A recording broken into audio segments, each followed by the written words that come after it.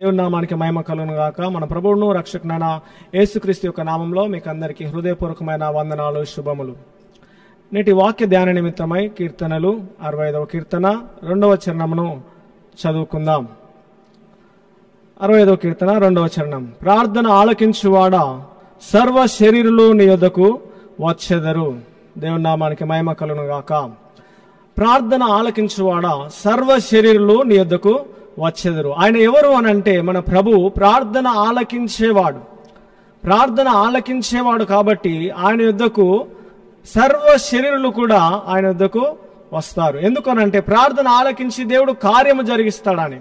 ఆమేన్, హల్లెలూయా. దేవుడు ఆయన సర్వశక్తిమంతుడైన దేవుడు. ఆయన శక్తి ద్వారా అద్భుతాలు జరిగించే దేవుడు.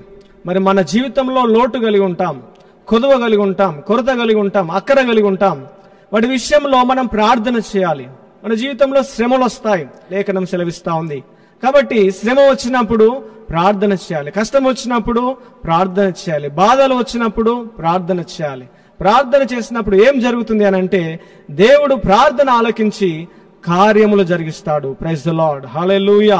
దేవుని యొక్క వాక్యాన్ని ఇంకా మనం పరిశీలన చేస్తే పరిశుద్ధ గ్రంథంలో ఎవరెవరు ప్రభు యొద్దకు వచ్చి ఆయనకు ప్రార్థన చేశారు, ఆయనకు ప్రార్థన చేసి వారి యొక్క జీవితంలో అద్భుతములు పొందుకున్నారో మనం పరిశీలన చేద్దాం.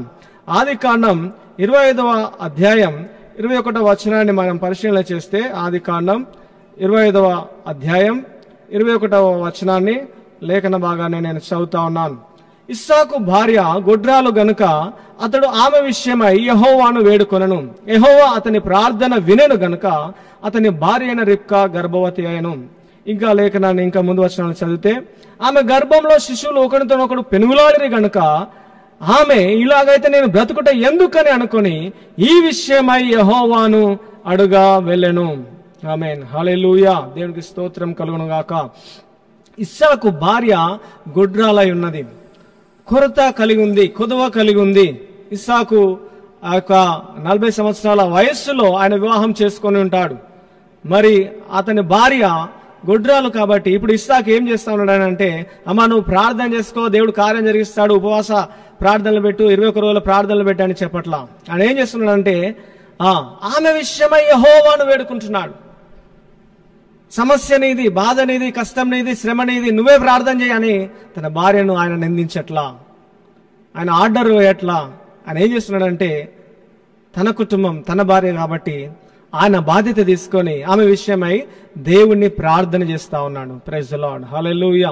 అప్పుడు ఏం జరిగింది అంటే దేవుడు అతని ప్రార్థన వినెను గనుక అతని భార్య అయిన రిబ్కా గర్భవతి ఆయను. కుటుంబంలో ఒక్కరు ప్రార్థన చేసినా దేవుడు వారి ప్రార్థన ఆలకించి కార్యంలో జరిగించే దేవుడు. సమస్యలు వస్తాయి, కుటుంబంలో శ్రమలు వస్తాయి, నువ్వే ప్రార్థన చేయాలి, నేనే ప్రార్థన చేయాలని ఒకరినొకరు నిందించుకోకూడదు. నువ్వు భక్తి చేయకపోవడం వల్ల ఈ శ్రమలు వస్తున్నాయని నిందించుకోకూడదు.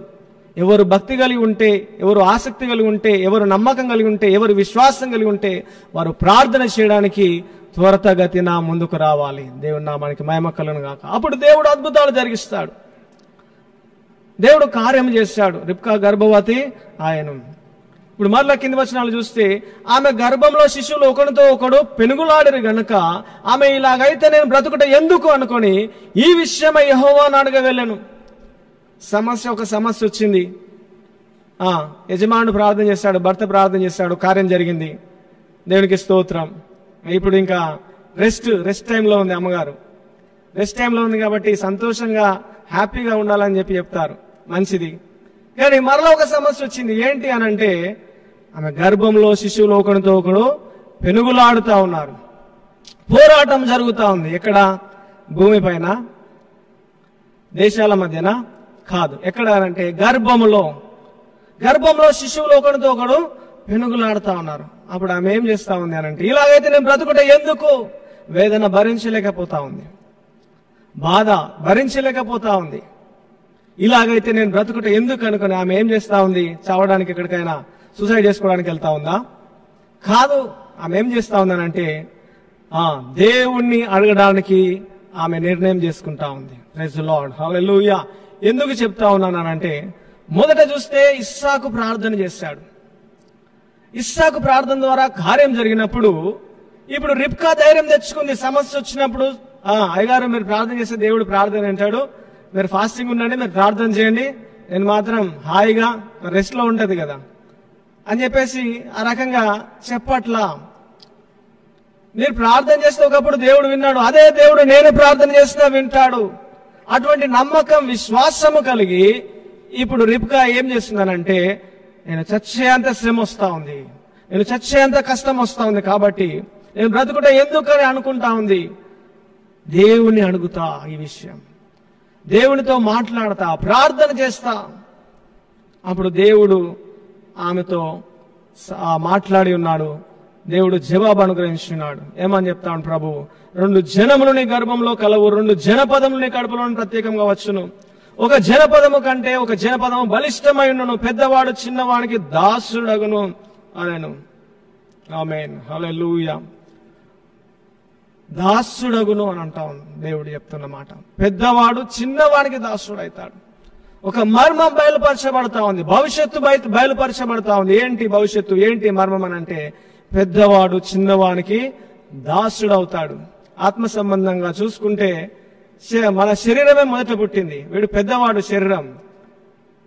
ఆత్మ సంబంధంగా మనం రెండో జన్మ జన్మించినప్పుడు, నీటి మూలంగా బాప్తిస్మం మూలంగా మనం జన్మించినప్పుడు మనం రెండో జన్మ జన్మిస్తున్నాం. అప్పుడు చిన్నవాడైతాడు ఆత్మ సంబంధమైన వ్యక్తి. అయినప్పటికీ కూడా శరీరం ఆత్మకు దాసులుగా అవుతాడని చెప్పి దేవుడు చెప్తా ఉన్నాడు. Praise the lord. శరీరేచ్ఛలు అన్ని కూడా కంట్రోల్లో, ఇంద్రియ నిగ్రహం గల ఆత్మను పొందుకొని శరీరమును ఏలే వారముగా, పరిపాలించే వారముగా, శరీరానికి దాసులము కాదు గాని ఆత్మ బలము ద్వారా శరీరమును దేవుని యొక్క శక్తి ద్వారా నలగొట్టుకొని దాసులుగా చేసుకుంటాం శరీరమును. ప్రైజ్ ది లార్డ్, హల్లెలూయా. ఇక్కడ ఏమిటి అనంటే, ప్రసవ వేదనతో ప్రార్థన చేస్తా ఉంది. ఎందుకంటే కడుపులో మరి పోరాటం ఉంటున్నప్పుడు హ్యాపీగా ఉంటుందా? ఉండదు. ఒక వేదన, ఒక పోరాటం. ఇప్పుడు కూడా కుటుంబంలో ఆమెకేమో గర్భంలో పోరాటం, అన్నదమ్ములు కొట్లాడుకుంటున్నారు. మరి మనకు మన జీవితంలో పోరాటం కావచ్చు, ఆలోచనల మధ్యలో పోరాటం కావచ్చు, కుటుంబంలో పోరాటం కావచ్చు, జీవితంలో పోరాటం కావచ్చు, ఎన్నో విషయాల్లో పోరాటాలు ఉంటాయి. పోరాటాలు ఉన్నప్పుడు, కొట్లాడుతున్నప్పుడు ఎవరి వల్ల కాదు. ఇప్పుడు అమ్మగారికి కడుపులో ఏం చేస్తా ఉన్నారు, వారు పెనుగులాడుతూ ఉంటే భర్త వచ్చి ఆపుతాడా? ఆ పెనుగులాడినప్పుడు కుటుంబ సభ్యులు ఎవరైనా ఆపగలుగుతారా? ఎవరి వల్ల కాదు. ఎందుకు? వాళ్ళు జరిగేది బయట కాదు, లోపట. మన హృదయంలో ఎన్నో పోరాటాలు ఉంటాయి. ఆ పోరాటాల నుండి మనకు విడుదల కావాలనంటే దేవునికి ప్రార్థన చేయాలి, వేదనతో ప్రార్థన చేయాలి. ఆ బాధ అనుభవిస్తున్న నీకు తెలుసు, దేవుని ఒక సన్నిధిని ఆశ్రయిస్తే విడుదల కలుగుతుంది అనే నమ్మకం కలిగి దేవుని సన్నిధిలో ప్రసవ వేదనతో ప్రార్థన చేయాలి. ఆమేన్, హల్లెలూయా. తర్వాత లేఖనమును, ఇంకా మరి ఒక లేఖనమును మనం పరిశీలన చేస్తే, హన్నా గురించిన వాక్యాన్ని మనం ధ్యానిస్తే, 1 సమూయేలు 1వ అధ్యాయం 10వ వచనాన్ని మనం గమనిస్తే, 1 సమూయేలు గ్రంథం 1వ అధ్యాయం 10వ వచనం, హన్నా ఏం చేస్తా ఉన్నానంటే, బహు దుఃఖాక్రాంతురాలై వచ్చి యెహోవా సన్నిధిని ప్రార్థన చేయొచ్చు, బహుగా ఏడ్చుచు. ఎన్నోసార్లు విన్న వాక్య భాగమే. హన్నా బహు దుఃఖాక్రాంతురాలై వస్తా ఉంది దేవుని సన్నిధికి, ప్రార్థన చేస్తూ బహుగా ఏడుస్తా ఉంది. ఇంకా లేఖనం ఇంకా క్రిందిగా చూసుకొని ఉంటే ఆమె ఎట్లా ప్రార్థన చేస్తున్నానంటే, 17వ వాక్య భాగం కంటే ముందుగా 16వ వాక్య భాగం చదువుదాం. నీ సేవకురాలైన నన్ను పనికిమాల దానిగా ఎంచవద్దు, అత్యంతమైన కోప కారణం బట్టి బహుగా నిట్టూర్పులు విడుచు. ఆమె ప్రార్థన ఎట్లా ఉంది? నిట్టూర్పులు విడిచే ప్రార్థన చేస్తా ఉంది. ప్రైజ్ ది లార్డ్, హల్లెలూయా. 15వ వచనం, నా ఆత్మను యెహోవా సన్నిధిని కుమ్మరించుకొనుచున్నాను. ఏం చేస్తా ఉంది? దేవుని సన్నిధిలో తన ఆత్మ, తన హృదయం, తన భారం అంతా కూడా కుమ్మరించుకుంటా ఉంది. ఎందుకు కుమ్మరించుకునే అవసరం ఎందుకు వచ్చింది? ఎందుకు వచ్చిందని అంటే, మన లేఖనాన్ని ఇంకా గమనిస్తే 2వ వచనం నుండి మనం చూస్తే, వీరిలో ఒక దాని పేరు హన్నా, రెండో దాని పేరు పెరిన్నా. పెరిన్నాకు పిల్లలు కలిగిరి గాని హన్నాకు పిల్లలు లేకపోయి, పిల్లలు లేరు హన్నాకు. ఏటేటా ఎల్కానా బలి అర్పించడానికి తన పట్టణాన్ని విడిచి షిలోహులో ఉన్న మందిరం యుద్ధకు వస్తా ఉన్నాడు. ఏటేటా వస్తున్నాడు, ఏటేటా పెనిన్నా ఏం చేస్తా ఉంది, హన్నాకు వేదన కలగజేస్తా ఉంది. ఎన్నో సంవత్సరాల నుండి వేదన ఉంది, ఎన్నో సంవత్సరాల నుండి వేధిస్తా ఉంది. ఎల్కానా అయితే చాలా ఎంతో ఎక్కువగా ప్రేమిస్తా ఉన్నాడు హన్నాను. ఆమె అతనికి ప్రియముగా ఉన్నందున ఆమెకు 2 పాలు ఇస్తా ఉన్నాడట. 5వ వచనంలో చూస్తే హన్నా ఎల్కానాకు ప్రియముగా ఉన్నది, 2 పాలు ఇస్తా ఉన్నాడు. కానీ సంతోషం లేదు. ఎందుకు? శత్రువు, వైరి పెనిన్నా ఏం చేస్తా ఉందని అంటే తనను వేధిస్తా ఉంది, అవమానపరుస్తా ఉంది.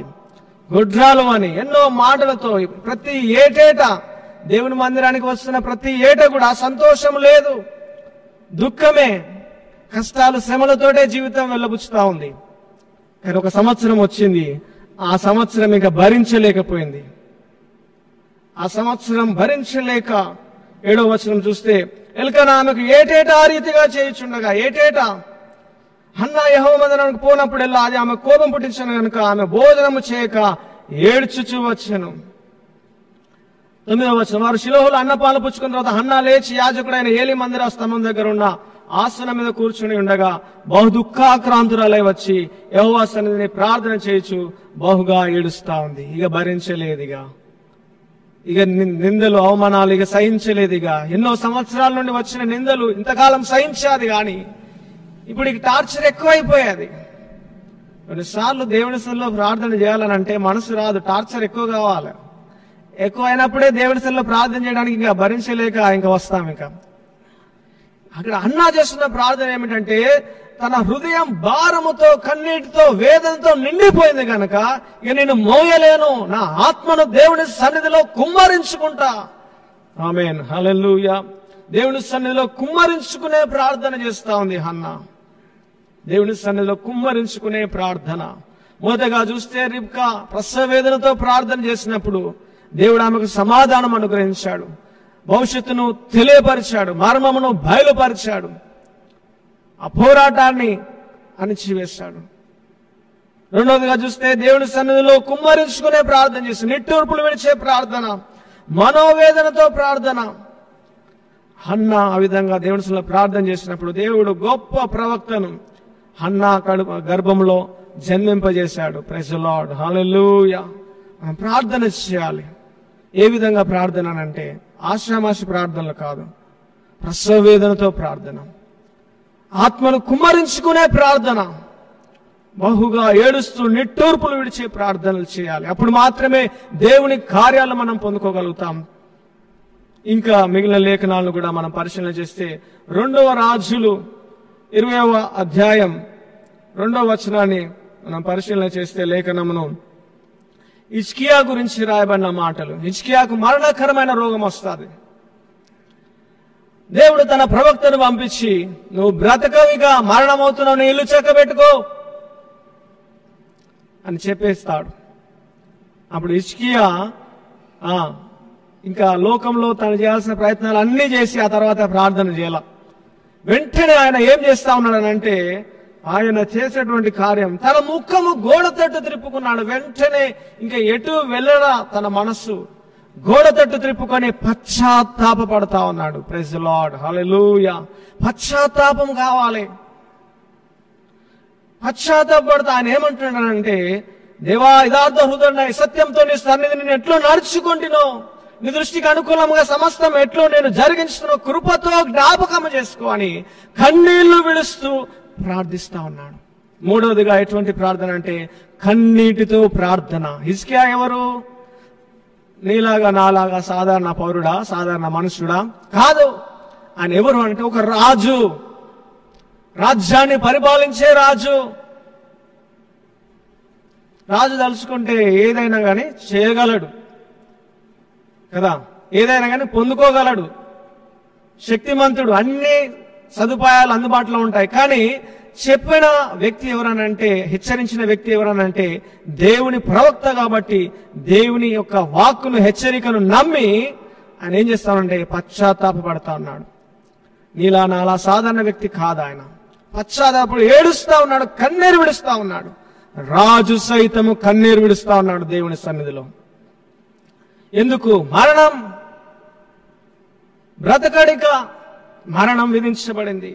ఎప్పుడైతే హిజ్కియా ప్రార్థన చేసి కన్నీళ్లు విడుస్తూ దేవుని సన్నిధిలో వేడుకున్నాడో, దేవుడు తిరిగి తన ప్రవక్తను పంపి ఆయుష్ను పెంచాడు, అద్భుతాన్ని జరిగించాడు. ప్రైజ్ ది లార్డ్, హల్లెలూయా. దేవుడు అద్భుతాలు జరిగించే దేవుడు. మన కన్నీటిని చూసే దేవుడు ఆయన. మన కన్నీటిని చూసి మౌనముగా ఉన్నాడు ఆయన. ఆయన కార్యం జరిగిస్తాడు.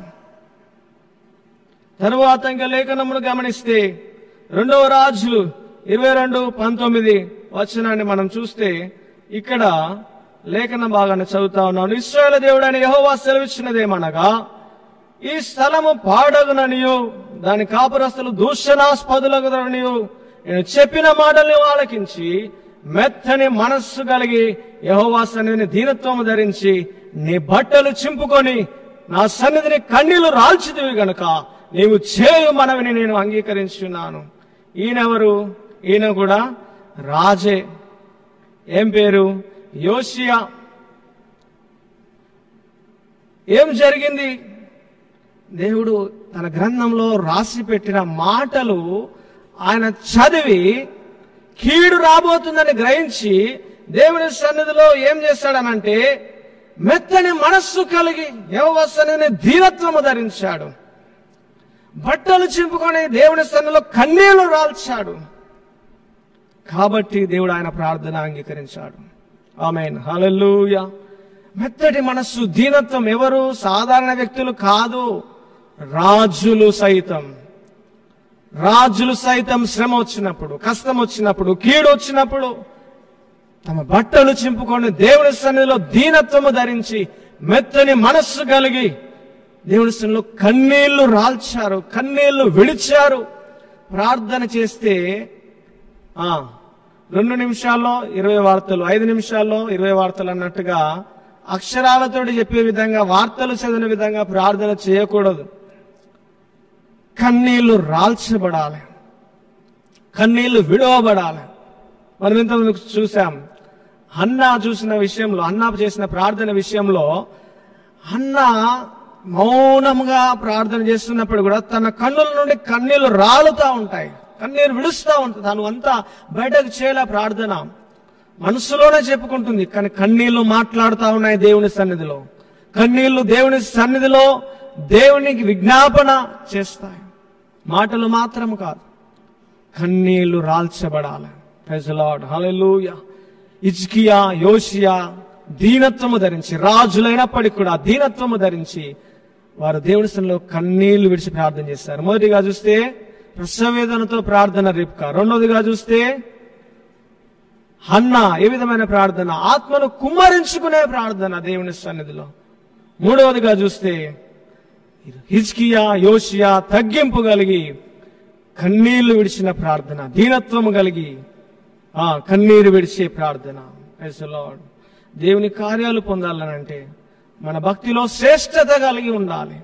ఎవరి ప్రార్థనలు చూసినా కన్నీరు లేకుండా ప్రార్థన లేదు. సమస్యలు వచ్చాయి, కష్టాలు వచ్చాయి, శ్రమలు వచ్చాయి, ఏమన్నా రాని నేను ఉండే విధంగా హ్యాపీ లైఫ్ జీవిస్తా, నవ్వుతూ ఉండాలి, బీ పాజిటివ్గా ఉండాలి, ఏడవద్దు. దేవుని వాక్యం ఆ విధంగా సెలవించట్లా. ఆయన వాక్యం చెప్తున్న మాట, ఆయన వాక్యం సెలవిస్తున్న విషయం మనం గ్రహించాలి. దేవునికి స్తోత్రం, హల్లెలూయా. నాలుగవదిగా చూస్తే నిర్గమాకాండం 2వ అధ్యాయం 23వ వచనంలో అలాగూ అనేక దినములు జరిగిన మీదట ఐగుప్తు రాజు చనిపోయిన ఇశ్రాయేలు తాము చేయుచున్న వెట్టి పనులను బట్టి నిట్టూర్పులు విడుచు మొరపెట్టుచుండగా, తమ వెట్టి పనులను బట్టి వారు పెట్టిన మొర దేవుని యొద్దకు చేరెను. నిట్టూర్పులు విడుస్తూ మొరపెడుతున్నారు. నిట్టూర్పులు విడుస్తూ మొరపెట్టే ప్రార్థన నాలుగవది. ఎవరు చేసేది? ఇశ్రాయేలు ప్రజలు, దేవుని ప్రజలు. తమ యొక్క జీవితంలో అనుభవిస్తున్న శ్రమ, కష్టాన్ని బట్టి, వెట్టి పనులను బట్టి దేవునికి మొరపెడతా ఉన్నారు. కాగా దేవుడు వారి మూలుగును విని అబ్రాహాము, ఇస్సాకు, యాకోబులతో తాను చేసిన నిబంధనను జ్ఞాపకము చేసుకొనును. దేవుడు ఇశ్రాయేలును చూచెను, దేవుడు వారి అందు లక్ష్యం ఉంచెను. ఆమేన్, హల్లెలూయా. మొరపెట్టే ప్రార్థన, నిట్టూర్పులు విడుస్తూ మొరపెట్టే ప్రార్థన చేసినప్పుడు దేవుడు వారిని చూసినట్టుగా, ఇశ్రాయేలును చూసినట్టుగా లేఖనం సెలవిస్తా ఉంది. దేవుడు వారి యందు లక్ష్యం ఉంచినట్టుగా దేవుని వాక్యం సెలవిస్తోంది. విమోచకుణ్ణి, రక్షకుణ్ణి మోషేను తన ప్రవక్తను దేవుడు పంపాడు. ఎప్పుడు అనంటే నిట్టూర్పులు విడుస్తూ మొరపెట్టినప్పుడు. ఆమేన్, హల్లెలూయా. 4వదిగా నిట్టూర్పులు విడుస్తూ మొరపెట్టే ప్రార్థన మనం చేయగలగాలి. ఊరికేనే ఏదో పెదాలతో చేసిన ప్రార్థన దేవుని దృష్టిని అంతగా ఆకర్షించదు. దేవుడు వారి కష్టాలను, శ్రమలను చూచాడు, వారిని చూస్తున్నాడు, లక్ష్యం ఉంచుతున్నాడంటే నిట్టూర్పు అనే మాట తీవ్రమైన దుఃఖం, తీవ్రమైన వేదనతో విడిచేటువంటి కన్నీరు. ఇంకా ఎవరు ఆపినా ఆగదు ఆ దుఃఖం. అటువంటిది నిట్టూర్పు. లోకంలో వ్యక్తుల దగ్గర ఏడిస్తే, వ్యక్తుల దగ్గర చెప్పుకుంటూ ఏడిస్తే ప్రయోజనం లేదు. దేవుని సన్నిధిలో నిట్టూర్పులు విడుస్తూ, కన్నీరు విడుస్తూ ప్రార్థన చేయాలి. అప్పుడు దేవుడు మన కన్నీటిని చూసి, మన లక్ష్యం ఉంచి మనకు విడుదల దయచేస్తాడు. ప్రైజ్ ది లార్డ్, హల్లెలూయా. ఇంకా లేఖనమును గమనిస్తే 2వ దినవృత్తాంతములు 33వ అధ్యాయం 11, 12 వచనాలు చదివినట్లయితే, 2వ దినవృత్తాంతములు 33, 11, 12. కాబట్టి యెహోవా అష్షూరు రాజు యొక్క సైన్యాధిపతులను వారి మీదకి రప్పించెను. మనిషే తప్పించుకొని పోకుండా వారు అతన్ని పట్టుకొని గొలుసులతో బంధించి అతన్ని బబులోనికి తీసుకొని పోయిరి. ఇక్కడ మనిషే రాజు గురించి రాయబడి ఉంది. తన అవిధేయతను బట్టి శత్రువులను దేవుడే మనిషే మీదకి పంపించాడు. ప్రైజ్ ది లార్డ్, హల్లెలూయా. ఎలా తీసుకొని వెళ్తున్నారు శత్రువులు అని అంటే, తప్పించుకోకొని పోకుండా అతన్ని పట్టుకుంటున్నారు. ఇంకా మనం ఎక్కడి కూడా తప్పించుకొని పోలేము. ఇంకా దేవుడు గనక మన పైకి శ్రమలు, ఆపదలు పంపిస్తే తప్పించుకోవడానికి వీలే ఉండదు. గొలుసులతో బంధించి అతన్ని తీసుకొని వెళ్ళారు. పై లేఖనంలో చూస్తే, యెహోవా మనష్షేకును అతని జనులకును వర్తమానం పంపినను వారు చెవియొగ్గకపోయారు. వినట్లా, మాటతోడు చెప్తా వినట్లా. ఒక శ్రమ, ఒక కష్టం, ఒక ఆపద పంపిస్తేనే దేవుడు గుర్తుకొస్తాడు. మంచిగా ప్రేమగా చెప్తే వినరు ప్రజలు. అప్పుడు మనష్షే ఏం చేస్తా ఉన్నాడు? ఆ విధంగా బందీగా పోబడినప్పుడు ఏం చేస్తా ఉన్నాడంటే, అతడు శ్రమలో ఉన్నప్పుడు తన దేవుడైన యెహోవాను బతిమాలుకొని, తన పితరుల దేవుని సన్నిధిని తను తాను బహుగా తగ్గించుకొని ఆయనకు మొరలిడగా, ఆయన అతని విన్నపమును ఆలకించి యెరూషలేములోనికి, అతని రాజ్యంలోనికి అతని తిరిగి తీసుకొని వచ్చినప్పుడు యెహోవా దేవుడై ఉన్నాడని మనష్షే తెలుసుకొనెను. ఆమేన్, హల్లెలూయా. శ్రమలో ఉన్నప్పుడు దేవుని బతిమలాడుకుంటున్నాడు, బతిమలాడుతా ఉన్నాడు దేవుని. మనుషులను బతిమలాడితే ఏమొస్తుంది? అవమానం వస్తుంది, ఇంకా చులకన అయిపోతారు. మనుషుల్ని కాదు బతిమలాడేది, దేవుని బతిమలాడుతా ఉన్నాడు. అయ్యా నాకు శ్రమ వచ్చింది, అయ్యా మూర్ఖంగా ప్రవర్తించిన, అయ్యా నన్ను క్షమించు, నన్ను ఒక్క మారు మన్నించయ్యా. బతిమలాడడం అంటే ఏంటి? నేను కాదు, కాదయ్యా, నా వల్ల కాదు, నేను ఒప్పుకోను, నువ్వు మారవు, నువ్వు వినవు, నీకు భయం లేదు, నువ్వు నమ్మకంగా జీవించవు, నువ్వు జీవించలేవు, ఎన్నిసార్లు అవకాశం ఇచ్చినా ఇంకా నువ్వు కాపాడుకోలేవు, నేను వినను అని అంటా ఉంటే, కాదని అంటా ఉంటే అయ్యా అయ్యా అయ్యా అని బ్రతిమలాడడం, అయ్యా అయ్యా అయ్యా అని మరలా అడగడం, పట్టు విడవకుండా కరుణించేంత వరకు అడుగుతూనే ఉండడం. ఆ విధంగా ఆయన మనిషి ఎప్పుడు అడుగుతున్నాడంటే, చెరలోకి వెళ్ళిపోయిన తర్వాత, శ్రమలోకి వెళ్ళిపోయిన తర్వాత, అప్పుడైనా ఆయన తగ్గించుకొని దేవుని బ్రతిమలాడుతూ దేవుని సన్నిధిలో మొరపెడుతున్నాడు. ప్రైజ్ ది లార్డ్, హల్లెలూయా. 5వది ప్రార్థన ఏమిటంటే బ్రతిమలాడుతూ చేసే ప్రార్థన. బ్రతిమలాడాలి దేవుని సన్నిధిని. నాకేం తక్కువయ్యా, ఆస్తులు ఏమైనా తక్కువని నేనెందుకు బ్రతిమలాడాలి? నా స్థాయి ఏంది? ఎవరి దగ్గర చెప్తావు స్థాయి? దేవుని దగ్గర చెప్తావా? దేవుని సన్నిధికి వచ్చిన ప్రతిసారి కూడా ఆ స్థాయిలో మర్చిపోవాలా. దేవుడు మన మధ్యలో నివసించే దేవుడు, సంచరించే దేవుడు అని తగ్గింపు కలిగి దేవుని ఆరాధన చేయాలి, బ్రతిమలాడాలి ప్రార్థనలో. ఆమేన్, హల్లెలూయా. బ్రతిమలాడుతూ చేసిన ప్రార్థన. తర్వాత ఇంకా ఎవరు బ్రతిమలాడుతూ ప్రార్థన చేస్తారని అంటే, హోషేయ గ్రంథం 12వ అధ్యాయం 4వ వచనం చూస్తే, అతడు దూతతో పోరాడి జయముందెను, అతడు కన్నీరు విడిచి అతని బతిమాలెను, బేతేలులో ఆయన అతనికి ప్రత్యక్షమాయెను, అక్కడ ఆయన మనతో మాట్లాడెను. యాకోబు దేవుని యొక్క సన్నిధిలో ఏం చేస్తానంటే కన్నీరు విడిచి దేవుని బ్రతిమలాడుతా ఉన్నాడు.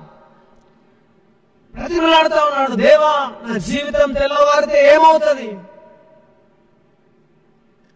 నా అన్న నన్ను చంపడానికి నాయన వస్తా ఉన్నాడు. దేవా, నీవు తప్ప నాకు దిక్కు లేదు. అందరిని పంపించేశాడు. ఒక్క మనుషుడు ఒకడే మిగిలిపోయాడు. యాకోబు ఒక్కడే మిగిలిపోయాడు. రాత్రంతా దేవునితో పెనుగులాడుతూ బ్రతిమలాడుతూ. ఎట్లా ఉంటారంటే, చేస్తావా సహాయం? చేస్తే చేయలేకపోతే లేదు, అడిగేదే సహాయం, మళ్ళీ అందులో డిమాండ్. ఆ విధంగా ఉండకూడదు. మన స్వభావం మార్చబడాలి.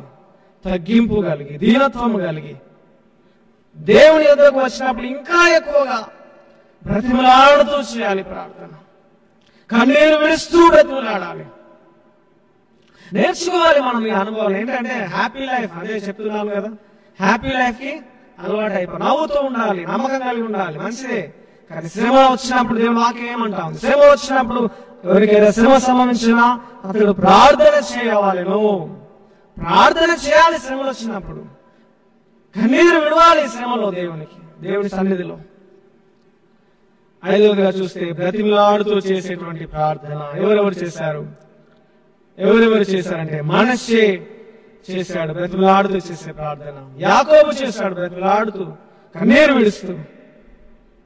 ఆరవదిగా చూస్తే కీర్తనలు 102వ కీర్తన 17, 19, 17 నుండి 22 వచనాల వరకు గమనిస్తే, ఆయన దిక్కులేని దరిద్రుల ప్రార్థన నిరాకరింపక. ప్రభు ఎవరట అంటే దిక్కులేని దరిద్రుల ప్రార్థన నిరాకరించని దేవుడు. ప్రైజ్ ది లార్డ్, హల్లెలూయా. 102వ కీర్తన 17వ చరణం నుండి చదువుతా ఉన్నాను.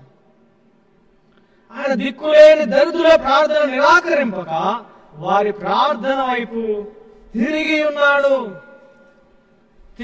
అంటే అర్థం ఏంటి? ఆయన ఎవరైనా వ్యక్తి వెళ్తా ఉన్నారు అంటే, వెళ్ళే వ్యక్తి నువ్వు పిలిచావనుకో, ఆయన ఏం చేస్తాడు? తిరుగుతాడు.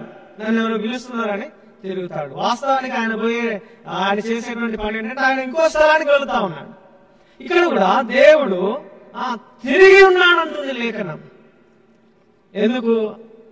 దిక్కులేని దరిద్రుల ప్రార్థన నిరాకరించగా ఎమర్జెన్సీ, అర్జెంట్. ఎక్కడ? అర్జెంట్ కాలింగ్, ఎమర్జెన్సీ కాల్ ఎక్కడ నుండి వస్తుంది? దిక్కులేని దరిద్రుల దగ్గర నుండి ఎమర్జెన్సీ కాల్ వస్తుంది. వెంటనే దేవుడు తిరిగి ఉన్నాడు అని అంటుంది దేవుడి వాక్యం.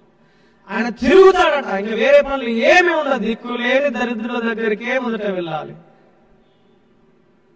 దేవుని వాక్యాన్ని మనం సరిగా అర్థం చేసుకోవాలి. దేవుడు ఆశీర్వదించాడు, భక్తి గల వారిని దీవించాడు కాబట్టి వారు గొప్పగా స్థాయిలో వారు ఉన్నారు. ఈ రోజున వాళ్ళే భక్తులు, వారి ప్రార్థనే దేవుడు వింటాడు అని భ్రమలో బ్రతుకుతున్నారు. కాదు, దేవుడు ప్రార్థన ఎవరు వింటాడు అంటే దిక్కులేని దరిద్రుల ప్రార్థన, స్థాయి ఉన్న ప్రార్థన కాదు, హోదా ఉన్న ప్రార్థన కాదు.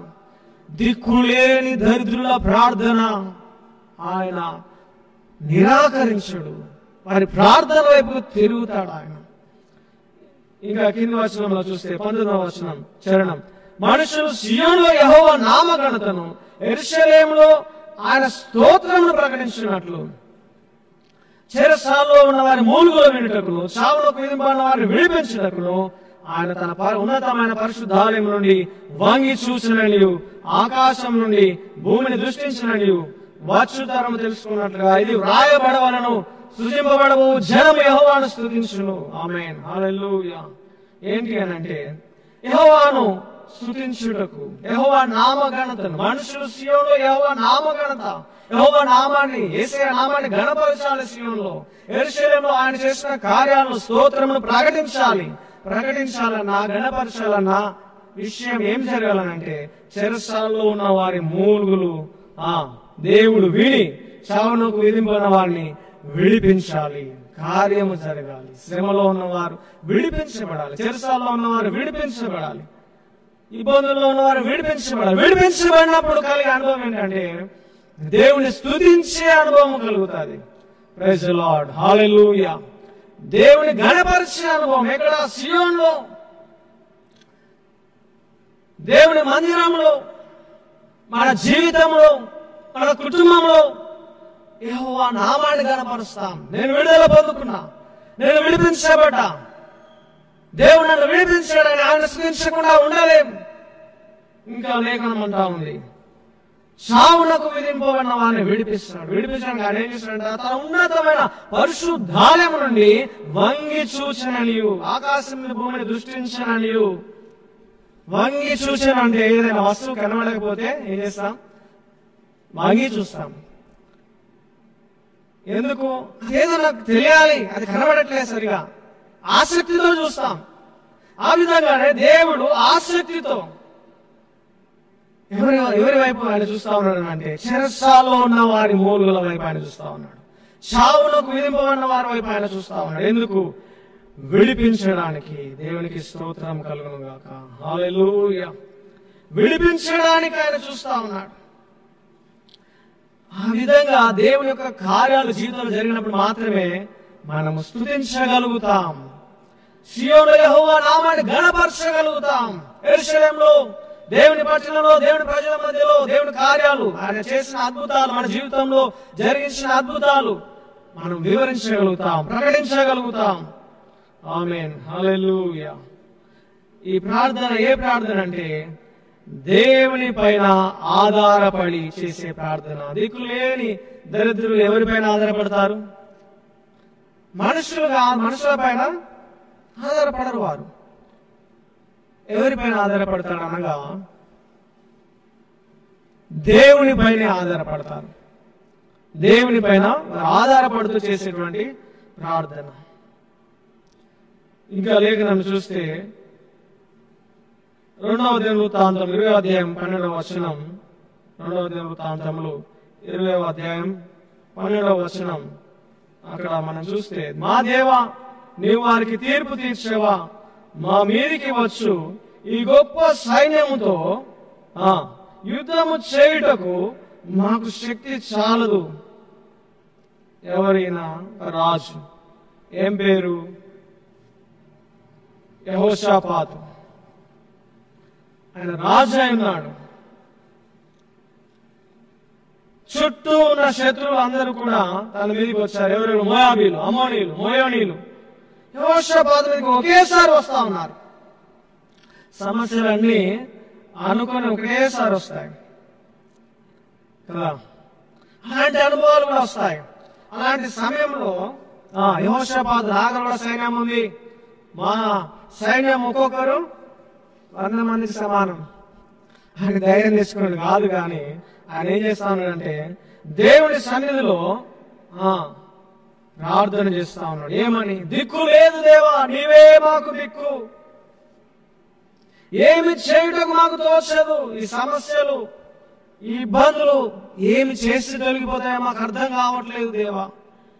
మన ప్రార్థన కొన్నిసార్లు ఆ విధంగా ఉంటుంది. దిక్కు తోచదు, నీవే దిక్కు. దేవుని పైన ఆధారపడుతూ చేసే ప్రార్థన. ఒక రాజు రాజ్యము కలిగి ఉన్నాడు, ఎన్నో కలిగి ఉన్నాడు. తన శక్తి సామర్థ్యాల పైన ఆధారపడట్లేదు, దేవుని పైన ఆధారపడుతూ ఆయన చేస్తా ఉన్నాడు. నీవే మాకు దిక్కయ్యా. దిక్కు లేని వారి ప్రార్థన, దరిద్రుల ప్రార్థన దేవుడు వింటాడు. ఏ దిక్కు లేదు, నీవే మాకు దిక్కు. మనుషులు అవమానపరుస్తారు, ఎవరున్నారు నీకు చెప్పుకోవడానికని. కానీ దేవుడైతే మనకు దిక్కై తానే సమస్తమై మన జీవితంలో అద్భుతాలు జరిగిస్తాడు. ఆమేన్, హల్లెలూయా. 6వదిగా ప్రార్థన ఏమిటంటే దేవుని పైన ఆధారపడి చేసేటువంటి ప్రార్థన. చివరిగా 7వ ప్రార్థన చూసే ముందర ఇక్కడ దేవుని పైన ఆధారపడుతూ చేసిన ప్రార్థనలో యెహోషాపాతు ఉన్నారు. చావునకు విధింపబడిన వారు ఎవరు అని ఆలోచిస్తే హిజ్కియా చావునకు విధింపబడ్డాడు. యోనా విషయంలో కూడా చావునకు విధింపబడ్డాడు.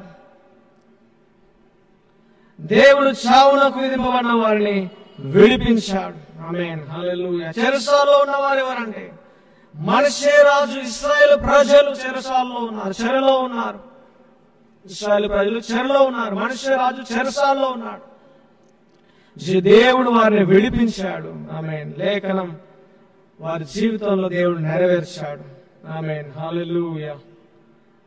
7వదిగా చూస్తే పరిశుద్ధాత్మ సహాయముతో చేసే ప్రార్థన. అటువలే ఆత్మయు, రోమీలకు రాసిన పత్రిక 8వ అధ్యాయం 26వ వచనాన్ని నేను చదువుతా ఉన్నాను. అటువలే ఆత్మయు మన బలహీనతను చూసి సహాయము చేయుచున్నాడు. ఏలయనగా మనం యుక్తముగా ఎలాగో ప్రార్థన చేయవలనో మనకు తెలియదు గాని ఉచ్చరింప శక్యము గాని మూలుగులతో ఆ ఆత్మ తానే మన పక్షముగా విజ్ఞాపన చేయుచున్నాడు. మన బలహీనతను చూసి దేవుని ఆత్మ మనకు సహాయం చేస్తా ఉన్నాడు. ఎందుకనంటే కొన్నిసార్లు ఏ విధంగా ప్రార్థన చేయాలో ఎంత తెలుసుకున్నా నేర్చుకున్నా కొన్నిసార్లు మనకు తెలియదు. యుక్తముగా ప్రార్థన చేయడం మనకు తెలియదు. అలాంటి సమయంలో ఉచ్చరింప శక్యము గాని మూలుగుతో, భారముతో ఆ భారం వచ్చేస్తుంది. ఆ మూలుగులు ఆత్మ వల్ల కలుగుతాయి. ఆమేన్, హల్లెలూయా. దేవుని ఆత్మ, పరిశుద్ధాత్మ సహాయముతో మనం ప్రార్థన చేసినప్పుడు గొప్ప కార్యాలు మన జీవితంలో మనం పొందుకోగలుగుతాం. ఆమేన్, హల్లెలూయా. కాబట్టి నేను చెప్పే విషయం ఏమిటంటే పరిశుద్ధాత్మ ద్వారా మనము పరిశుద్ధాత్మ సహాయము పొంది మనము ప్రార్థన చేయాలి. పరిశుద్ధాత్మ సహాయము పొంది మనం ఏం చేయాలి అంటే ప్రార్థన చేయాలి. పరిశుద్ధాత్మ సహాయం లేకుండా మనకు ఆ భారం రాదు. మనకు ఆ భారము హృదయంలో ఆవేదన, ఆ మూలుగు, మంచంలో బెడ్ పైన ఉండి మూలుగుతా ఉంటారు. ఏమైంది నాయన అంటే జ్వరం వచ్చింది, ఏమైంది నాయన అంటే ఇంకా ఎన్నో చెప్తారు. ఎప్పుడు వస్తుంది ఆ మూలుగు? యాక్టింగ్ చేసింది అనుకోండి మూలుగుతున్నట్టుగా, అది ఊరికైనా తెలిసిపోతుంది కదా. అదేవిధంగా పరిశుద్ధాత్మ సహాయముతో మూలుగుతూ చేసేటువంటి ప్రార్థనకు మామూలు ప్రార్థనకు తేడా స్పష్టముగా అర్థమవుతుంది. ప్రైజ్ ది లార్డ్, హల్లెలూయా. దేవుని నామానికి మహిమ కలుగును గాక. ప్రార్థన, శ్రేష్టమైన ప్రార్థన మనం చేయుచుండాలి. శ్రేష్టమైన ప్రార్థన కన్నీటితో. ఈ ప్రార్థనలన్నీ కూడా కన్నీరు, నిట్టూర్పు, వేదన, బలమైన నమ్మకం దేవుని పైన కలిగి చేస్తున్నటువంటి ప్రార్థనలే. కాబట్టి హెబ్రీయులకు రాసిన పత్రిక మరొక లేఖనాన్ని చూసి ముగించుకుందాం. 7వ అధ్యాయం 25వ వచనం చూస్తే, ఈయన తన ద్వారా దేవుని ఎదురుకు వచ్చే వారి పక్షమున విజ్ఞాపనం చేయుటకు నిరంతరము జీవించున్నాడు గనుక వారిని సంపూర్ణంగా రక్షించుటకు శక్తిమంతుడై ఉన్నాడు. ఆమేన్, హల్లెలూయా. నీవు నేను ప్రార్థన చేస్తున్నాం, అయ్యో నా ఒంటరి ప్రార్థనే, నీలో బలం ఉంటుందో ఉండదో, ఎన్నోసార్లు అనుమానాలు వస్తాయి. వాస్తవానికి వాక్యం ఏం చెప్తా ఉంది? నీతిమంతుని ప్రార్థన బహుబలము గలదే అంటా ఉంది. నీతిమంతుని ప్రార్థనకు బహుబలం ఉంటుందట. నీతిగా జీవిస్తే, పరిశుద్ధంగా జీవిస్తే నీ ప్రార్థనలో బలం ఉంటుంది. దేవుడు నీ ప్రార్థన వింటాడు. ఆమేన్. ఆయన చెవులు నీతిమంతుల ప్రార్థనల వైపు ఉన్నాయట. ఆమేన్, దేవునికి స్తోత్రం. కీడు చే వారికి దేవునికి విరోధముగా జీవించేవారు, కీడు చేసే వారికి ఆయన ముఖం విరోధముగా ఉందట కదా. కాబట్టి నేను చెప్పే విషయం ఏమిటంటే మనం ఒంటరిమి కాదు. మన ప్రార్థన కొన్నిసార్లు మనకు కూడా బలహీనంగా అనిపించినా కన్నీటితో, వేదనతో ప్రార్థిస్తే దేవుడు అద్భుతాలు జరిగిస్తాడు. అంత మాత్రమే కాదు గాని మనము దేవుని ఎదురుకు వస్తా ఉన్నాం. మనతో కూడా మన పక్షమున విజ్ఞాపన చేయుటకు మన ప్రభువుడు రక్షకుడైన యేసు ప్రభువు మనకు తోడుగా ఉన్నాడు. గొర్రెపిల్ల రక్తం, శిలువ మరణము ద్వారా, శిలువ రక్తము ద్వారా దేవుని సన్నిధిని మనం చేరగలుగుతున్నాం. శిలువను ధ్యానించి, శిలువ యొక్క శ్రమలను, ఆ యొక్క కల్వరి ప్రేమను ధ్యానిస్తూ మనం ప్రార్థన చేసినప్పుడు మనము గొప్ప విడుదల పొందుకుంటాం. మన పక్షమున యేసు ప్రభువుల వారు కూడా లోకంలో తన కృపార్శ్వమున ప్రార్థన చేస్తా ఉన్నారు. ఆమేన్, హల్లెలూయా. ఆయన ప్రార్థన చేస్తూ ఉన్నాడు. మనము కూడా ఒక విషయం చెప్తాను, దయతో అర్థం చేసుకోవడానికి ప్రయత్నం చేయండి. పిల్లవాడికి అన్నం చిన్న వయసులో ఉన్నప్పుడు అన్నం కలుపుకోరాదు. మనం కలిపి ఏం చేస్తామంటే వాడికి తినబెడతాం, ఎందుకంటే వాడు బాలుడు. తర్వాత వాడు పెద్దవాడు అవుతా ఉన్నప్పుడు ఆ పెద్దవాడు అయ్యేటప్పటికి వాడి చేతులతో అన్నము కలుపుకుంటాడు, వాడు భోజనం చేస్తాడు. దేవుళ్ళలోకి అప్పుడప్పుడే వస్తా ఉన్నప్పుడు దైవజనుడి ప్రార్థన ఎట్లా ఉంటుందంటే, చిన్నపిల్లవాడికి కలిపి పెట్టినట్టుగా నీ క్షేమం కొరకు, నీ మంచి కొరకు, నీ మేలు కొరకు దైవజనుడు ప్రార్థన చేస్తాడు. మంచిది, మరి నువ్వు ఎదుగుతున్నావు కదా, దేవుల్లో ఎదుగుతున్నావు కదా, మరి నువ్వు కలుపుకొని తినరాదా? ప్రార్థన అలవాటు చేసుకోరాదా? దేవునికి స్తోత్రం, హల్లెలూయా.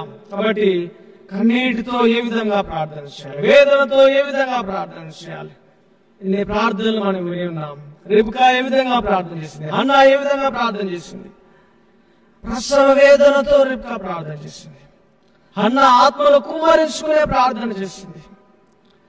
కన్నీటితో తగ్గించుకొని దేవుని సన్నిధిలో తగ్గింపు కలిగి, దీనత్వము కలిగి కన్నీటితో ప్రార్థన చేస్తారు రాజులు సహితము.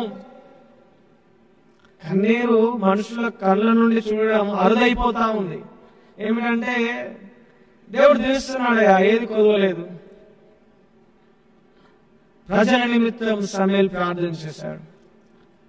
ప్రజల నిమిత్తం ఆయన గొర్రె పిల్లను బలిగా అర్పించి ప్రజల నిమిత్తం, ప్రజల విడుదల కొరకు సమూయేలు ప్రార్థన చేశాడు. శిలువను ధ్యానిస్తూ, గొర్రెపిల్లైన యేసు యొక్క శిలువ మరణాన్ని, త్యాగాన్ని, ప్రేమను ధ్యానిస్తూ నువ్వు ప్రజల నిమిత్తం ప్రార్థన చేస్తే ప్రజలు విడుదల పొందుతారు. నువ్వు క్షేమముగా ఉంటే ప్రజల నిమిత్తం, రాజుల నిమిత్తం, అధికారుల నిమిత్తం ప్రార్థన చేయాలి. ఆమేన్, హల్లెలూయా. ప్రసవ వేదనతో ప్రార్థన రిబ్కా చేసిన ప్రార్థన మొదటిగా. రెండవదిగా ఆత్మను కుమ్మరించుకునే ప్రార్థన హన్నా చేసిన ప్రార్థన. మూడవదిగా కన్నీటితో తగ్గించుకొని రాజులు చేసిన ప్రార్థన హిజ్కియా, యోషియా. నాలుగవదిగా ఇశ్రాయేలు ప్రజలు మోషే కాలంలో నిట్టూర్పులు విడుస్తూ, ఐగుప్తులో నిట్టూర్పులు విడుస్తూ మొరబెట్టే ప్రార్థన. మొదటి ప్రసవేదన ప్రార్థన, రెండవది ఆత్మను కుమ్మరించుకునే ప్రార్థన, మూడవది కన్నీటితో తగ్గించుకునే ప్రార్థన, నాలుగవది మొరబెట్టి నిట్టూర్పులు విడుస్తూ మొరబెట్టే ప్రార్థన, ఐదవది బ్రతిమిలాడుచూ చేసే ప్రార్థన. మనష్షే రాజు యాకోబు దేవుని బ్రతిమలాడుతూ చేసిన ప్రార్థన. ఆరవది దేవుని పైన ఆధారపడి నీవే దిక్కయ్యా అని చేసే ప్రార్థన. యెహోషాపాతు చేసిన ప్రార్థన, హిజ్కియా చేసిన ప్రార్థన. తర్వాత ఏడవది పరిశుద్ధాత్మ సహాయముతో చేసే ప్రార్థన, మూలుగుతో చేసే ప్రార్థన. కాబట్టి ఇటువంటి ప్రార్థన అనుభవాలు మనం కలిగి ఉండాలి. ఎందుకు అనంటే ప్రార్థన ఆలకించే దేవుని యొద్దకు మనం వస్తున్నాం. సర్వ శరీరులు ఆయన యొద్దకు వస్తారు. బైబిల్లో ఇంతమంది భక్తులు దేవుని యొద్దకు వచ్చి వారి కష్టాన్ని, వారి శ్రమను దేవుని తెలియజెప్పుకొని గొప్ప విడుదల పొందుకున్నారు. ఇన్ని రకములైన ప్రార్థనలు చూసిన మనం మన శ్రమ వచ్చినప్పుడు, బాధ వచ్చినప్పుడు, ఇరుకు వచ్చినప్పుడు, ఇబ్బంది వచ్చినప్పుడు మనుషుల పైన ఆశ మనసు వెలక్కి ప్రార్థన ఆలకించే దేవుడు, దిక్కులేని దరిద్రుల ప్రార్థన నిరాకరించని దేవుడు, మన ప్రార్థన వైపు తిరిగే దేవుడు ఆయన మనకున్నాడు. కాబట్టి మనం ఏం చేయాలంటే ఇప్పుడు మన మనస్సును, మన హృదయాన్ని మనం సిద్ధపరచుకొని దేవుని సన్నిధిలో కూర్చుండి మనం ప్రార్థన చేసినప్పుడు గొప్ప అద్భుతాలు, గొప్ప విడుదల మనం మన జీవితంలో పొందుకుంటాం. మంచిది, దేవుని నామానికి మహిమ కలుగును గాక. అందరం తలలు వంచినట్లయితే చిన్న ప్రార్థన చేసుకొని ఒక వాక్య సందేశాన్ని ఉంచుకుందాం. అందరం కళ్ళు మూసుకొని ప్రార్థనలో ఏకీభవనం చేద్దాం. ప్రేమగల దేవా, దయగల తండ్రి, నీ ఘనమైన నామమునకు కృతజ్ఞతలు, స్తోత్రములు చెల్లిస్తున్నాము దేవా. అవును తండ్రి, యేసయ్య ప్రార్థన ఆలకించే దేవుడు నాయన. సర్వ శరీరులు ఎదుకు వస్తారు నాయన. ప్రార్థన ఆలకించి గొప్ప కార్యములు జరిగించే దేవుడు నీవు. వారి వారి జీవితంలో భక్తులు ఏ విధంగా ప్రార్థన చేస్తారు, ఏ విధంగా విడుదల పొందుకున్నారు, నీ లేఖనము ద్వారా సూటిగా మీరు మాతో మాట్లాడి ఉన్నారు తండ్రి. నాయన విత్తబడిన వాక్యాన్ని మా హృదయంలో ఫలింపచేయండి. ప్రార్థన మనస్సును మాకు దయచేయండి. రిబ్కా వలె ప్రసవేదంతో చేసే ప్రార్థన, హన్నా వలె ఆత్మను కుమరించుకునే ప్రార్థన, కన్నీటితో చేసే ప్రార్థన, నిట్టూర్పులు విడుస్తూ చేసే ప్రార్థన, నాయన నీపైన ఆధారపడుతూ చేసే ప్రార్థన మాకు నేర్పించండి. నాయన నీ ఆత్మ సహాయం ద్వారా చేసే ప్రార్థన మీరు మాకు నేర్పించండి. మహిమ తెచ్చుకోండి, కృప చూపండి. నా జీవితంలో నాయన శ్రమలు వచ్చినప్పుడు, నాయన బాధలు కలిగినప్పుడు నిరాశపడక ప్రార్థన ఆలకించే దేవుడు నీవు ఉన్నామని ధైర్యం కలిగి కృపాసనము చేరి నీ సన్నిధిని ఆశ్రయించుటకు నాయన మాకు మనసును, సిద్ధ మనసును మాకు దయచేయండి. అటువంటి హృదయాన్ని మీరు మాకు అనుగ్రహించండి, కృప చూపమని. నాయన తండ్రి నీకు వందనాలు. గొప్ప కార్యములు మా జీవితంలో